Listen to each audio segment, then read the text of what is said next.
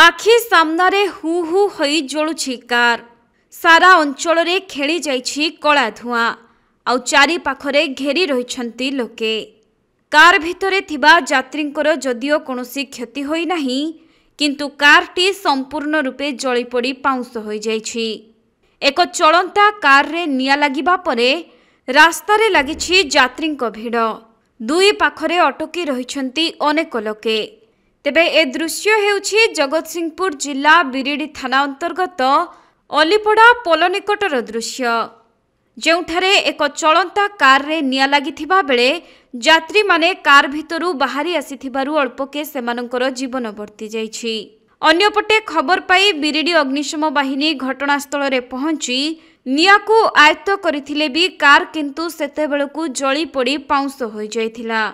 तेबे ही कार रे काहीकि ओ किपरि निया लागिला ताहा जणा पड़ी नथिबा बेले विभिन्न समय रे गाड़ी रे शॉर्ट सर्किट जोगु निया लागुथिबार नजिर रहिछि।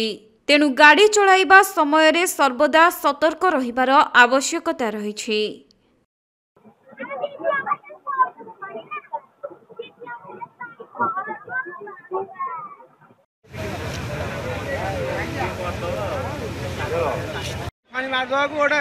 गाड़ी मोटर ये कर